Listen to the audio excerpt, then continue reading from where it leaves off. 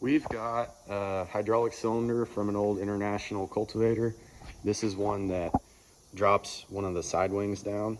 So it's been spraying oil out, and I think the seal inside finally gave out. So we're gonna be rebuilding it today. Got a rebuild kit from our local parts dealer, which is almost $190 for this, which is all it is a bunch of seals, which seems ridiculous, but a new cylinder is probably $800-900 if I had to guess. So definitely a fair trade-off. Okay, so our first step is pretty simple. We've just got to take the gland off the end. On a lot of cylinders, well, there's kind of two main types. You'll have the type that thread on or have a snap ring inside, which are normally a pain in the butt because they always seize or don't want to come out. These just have 4 rods on the edge. You take those loose, then you should be able to bust it off.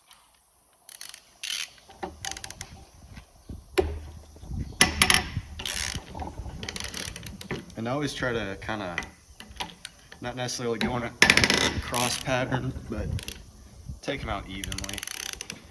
I don't know if you have to or not, but it doesn't take any extra time to, and you're better safe than sorry.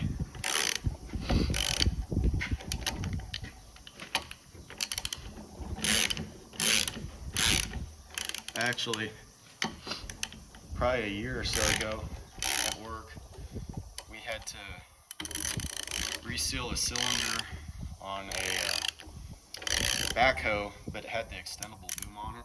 And you would not believe how hard it is to fish that thing out of inside the boom. And then rebuilding it is a pain because it used all of the threaded type glands. So, and the thing was probably about yay big round, so 6 inches, probably more. I think we broke 3 of the wrenches that you normally use to take those off. We might have ended up welding a piece of plate onto the end of it and using a sledgehammer to bust it loose. It wasn't really pretty, but we got it done. Okay, so I got all the nuts off, and this is where it starts to get messy. So I'm gonna take the cylinder, pick it up. I'm gonna use this little tray, and then I'll show you what I do, but you basically want to extend it all the way and push it all the way in and shoot all the oil out you can before you whack this off, then you have oil all over your table. So we'll get that set up and see what we can do. Okay, so this is the point where if you're gonna get covered in oil, you will, and I probably will, but yeah, there's a lot of volume of hydraulic fluid in there, and the more you get out now, the less is gonna spill on you later. So that's all the way up, and just go back down, and should be empty. Okay, so now we're gonna use our precision hammer and do some percussive maintenance. Basically just get this gland to pop off. So we'll pull that out a little bit, and then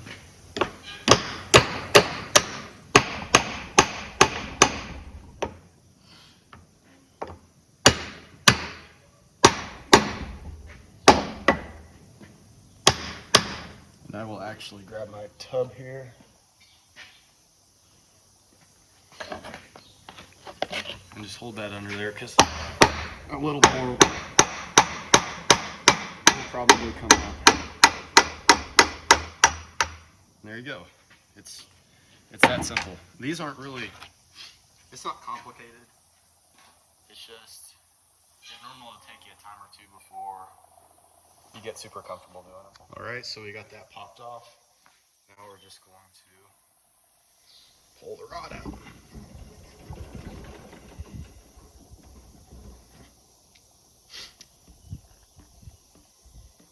And so, if you look, pretty much every cylinder is the same as far as this goes. It's the same concept. You've got your 2 wipers, then you actually have a sealing ring in the center. And then you also have an O-ring on the top lip. And a lot of times, if your cylinder's leaking oil, it's going to be that blown out, or the seal inside this gland that's blown out. But if it's just leaking down, like if you have a loader up and it falls down, a lot of times these are your culprit. Okay, so we're going to set this to the side for a minute and focus on the rod. Now's a good time to check. If it is leaking down, run your finger along in here and make sure there's no burrs or deep grooves. If there are, they're not too bad. You can only take a hone and hone it out and smooth them out a little bit. But this doesn't have that problem, so we're not working. Okay, so now comes the fun part. The nut on the end of this is 1.25 inches, and this is a small cylinder, so you can imagine how big they get. You're gonna want a really big ratchet or a really good impact. Sometimes they take heat, sometimes they don't, so we're just gonna see how this one wants to participate.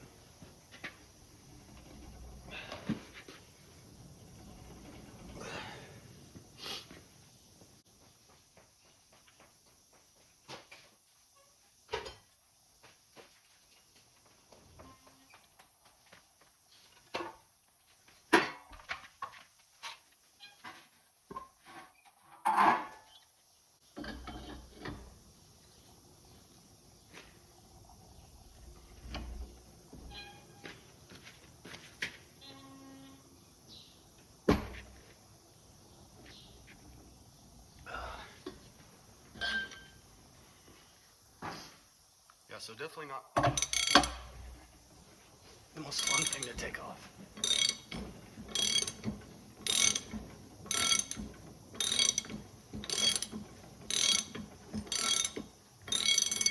This one's actually, I'll show you in a second, but it's kind of a lock nut. The ones that aren't, and they just use red or green Loctite even, or they dimple the threads over, those are an absolute pain. So it's just the lock nut style. Makes life a little easier. So now we will get this back up, work with it, pop that off just like that. Then you can slide your end off. So from here, this is where you kind of want to clean everything up, brake clean, and rags are your best friend. Then start putting seals back in. Okay, so a good first step is always to make sure it's the right seal kit. You would be surprised the amount of times you won't get the right one when you order it. And this looks good. About the biggest favor you can do if you're rebuilding these cylinders all the time is just get a nice set of picks. It's surprising how much having that really sharp point on there will help you out. You start screwing around with old ones and you can't get under things. You get frustrated and that never ends well. Okay, so first step is just to get all your old seals out. So we'll pull the wipers off. I always set all the old stuff to that side until I'm done, because then I can match up the new parts to it. It just makes life a little simpler. Under the center ring, it's a wiper, but there's actually a rubber. I wouldn't call it an O-ring, like a square O-ring sort of thing. I don't know what the actual name for that is, but these can be a little hard to get out, but this one's pretty soft, so it comes right out. On this piece, you have your main O-ring, comes right out, and then you have a backup ring, which sometimes are super stiff. These ones are actually participating well, so I don't want to jinx that. So we'll flip that over, try to knock this seal out. Just like that. Seal comes out. We'll probably have to take a little sandpaper or something and clean up that sealing surface, but that's no big deal. Now inside of here, this might be kind of hard to show, but there's this second ring, the darker spot. That's actually a wiper seal, and that is what was causing the cylinder to leak down, because that's coming out in a billion little pieces. So just make sure you scrape all of that out of there. If there's any left in there, your seals aren't going to go in, and if somehow you manage to put your seals in with that in there, you're going to have other problems. So I'll just wipe all of this down a little bit and then we'll start putting stuff back together. So when you go to put everything back together, you're going to want some Vaseline or a little red grease. Either works. A lot of people have different preferences, but I've never had a problem with either. So first on your gland end or your rod end is going to be the rubber square ring. So just get a little grease. Run it all over. You don't want any of it going back together dry or stuff will grab and rip. Just stretch that over. Then make sure all around that your seal isn't twisted. And then you can throw your ring on top of that.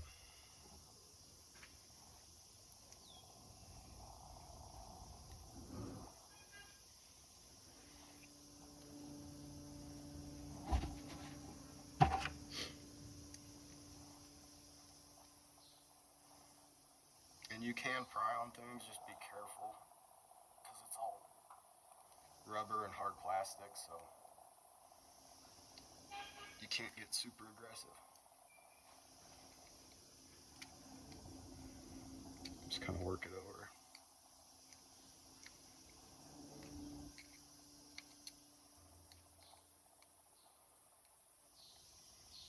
These ones are really hard not to twist, so you probably will.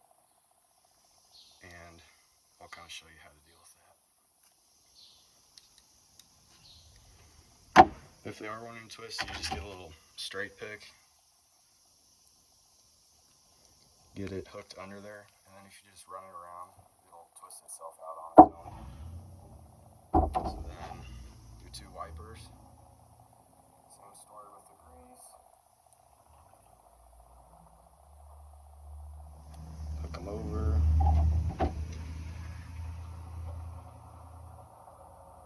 Same story with grease. I always try to put the gaps 180 out like you're doing piston rings. I don't know if it really matters on here, but it's not going to hurt anything. So now to the gland. So the first thing you're going to put in here is this inner ring. On a seal, the side that has a divot in it always goes towards pressure. So on here, your cylinder's off this way, so your lip is going to go that way. So lube it up. These are kind of hard to put in. You got to almost bend them in half like a taco shell and then start one side in. This is probably the most frustrating part of the whole thing because your hands are greasy. But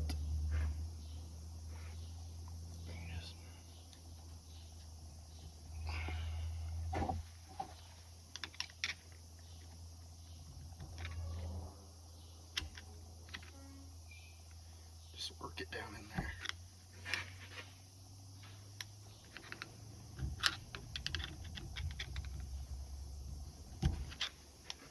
And then once you get it in, you'll feel it kind of pop and it'll sit up. You'll be able to tell when it's in right. So then we'll whack our seal on here. I'm going to go grab some sealant, put a little around the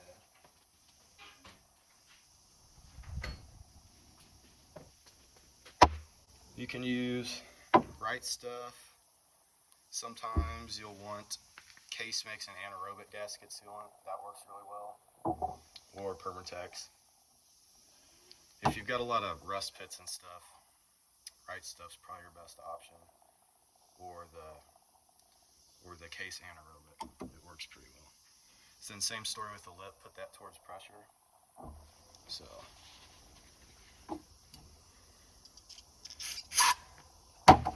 blow some of the oil out.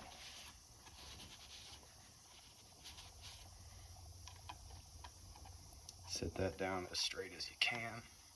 I always like a little piece of hardwood and a hammer. Just give that. And then your seal's up. So we'll flip that over. Then we've got, first you put on your backup ring because it goes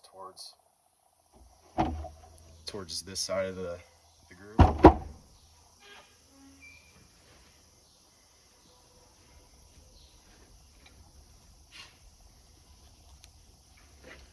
Roll that on, make sure it lays flat. So it doesn't go under the O-ring, it goes next to it, so it lays like that.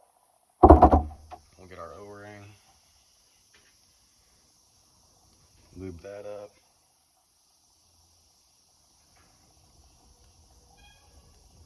And slide it on just like that. So we've got those two knocked out. We're gonna go back over to the actual cylinder and start on that. Okay, so on the cylinder, it's a little tricky to see on the camera. There's a little tiny O-ring just right around the end where the gland slides on, or the rod end slides on. So just pull that off.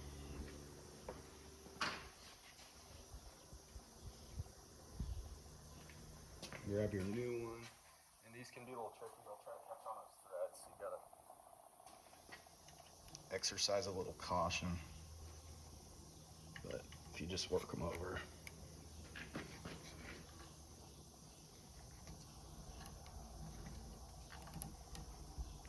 It's no big deal.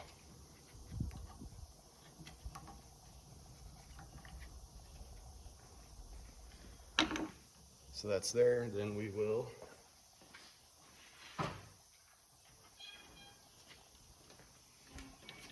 pop our gland back on. I always smear a little more grease or Vaseline or lube or whatever you want to use in there. Just makes life easier. So that just, and you might have to kind of convince it to go over the end, but then you're on. So we will grab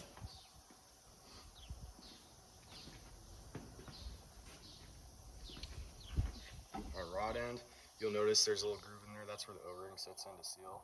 So if you put it on the other way, just don't put it on the other way. Slide that on.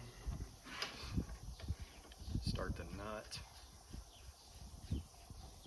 Then I'm gonna wipe my hands off and then we'll tighten it. Okay, so same story as taking it off, but backwards. And you wanna get these about as tight as you can muster. If it was a bigger cylinder, I'd put red Loctite on here, but as small as this one is, I'm not worried about it. We'll just get it tight.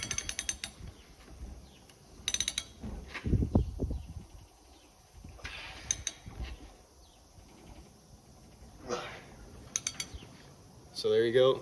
That's not coming off. Okay, so we're just gonna give this a little more grease, make everything go together easier. Because sometimes these rings will try to catch, and you don't want to accidentally roll them over or anything. That makes for a bad day. And I forgot to mention, a lot of times the seal kits you buy, if you buy a seal kit, they'll come with they'll come with a few different of each ring, because there's enough cylinders that are close enough together, they just send them in packages. So let's take this, and then you gotta make sure everything stays down. Okay, we're gonna reposition this here and try. Okay, so we're gonna try to do this upright.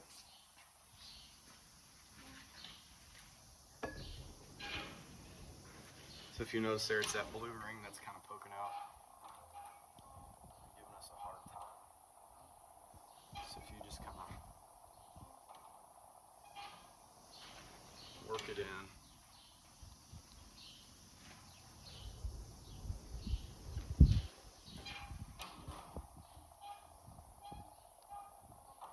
Sometimes you can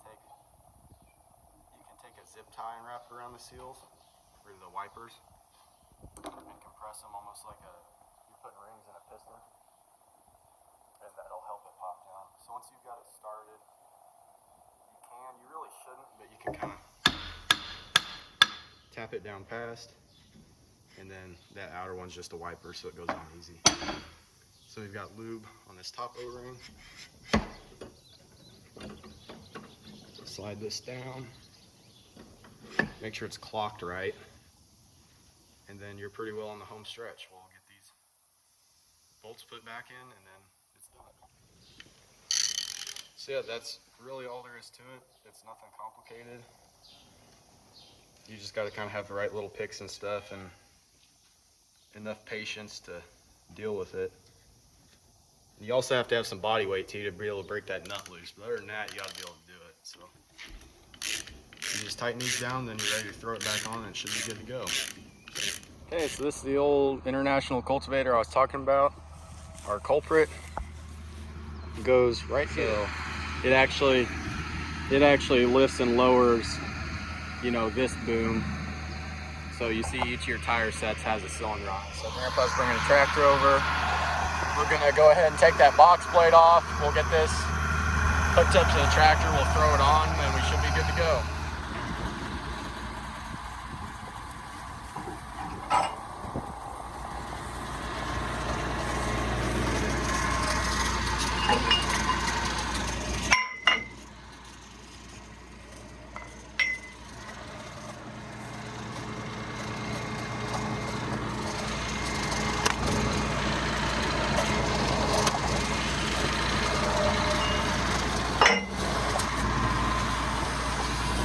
Don't want to lose that.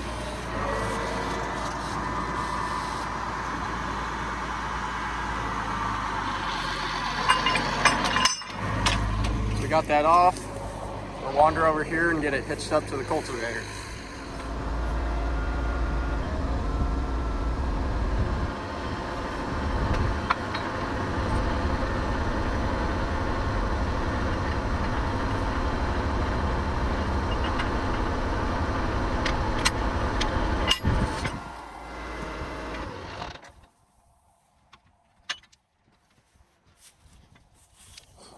So we're gonna go ahead and start throwing the cylinder on. This is a 24-foot cultivator, which isn't really anything in today's world with all the high-speed tillage and everything we're using. But that's a, how many horsepower is it? 200 horsepower. It's a 200 horsepower tractor. And even which is a very big compared to what most people use for tillage, it's pretty small. Which kind of puts things in perspective. We'll just get all this situated.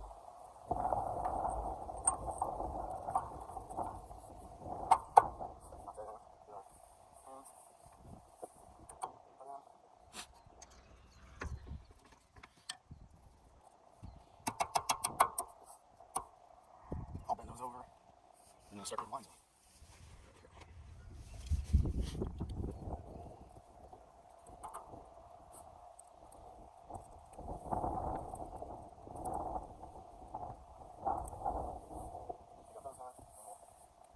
Take our tape off the lines.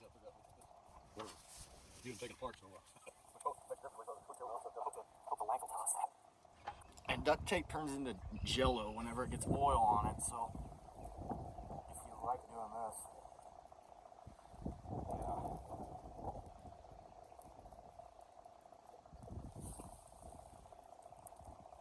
if you're scared to get a little greasy or oil, you probably shouldn't work on farm equipment.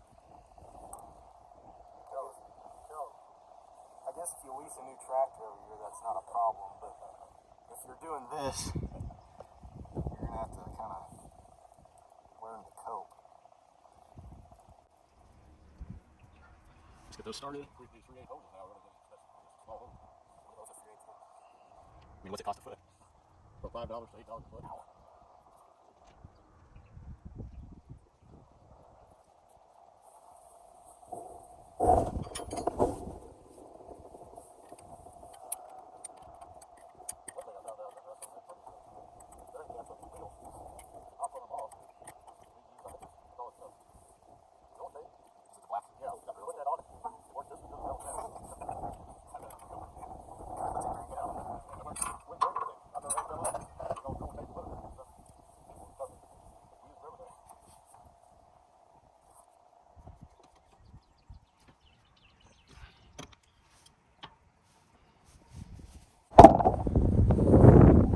it's on there, lines are hooked up and tight, I'll get all my tools moved off and we'll see if it works.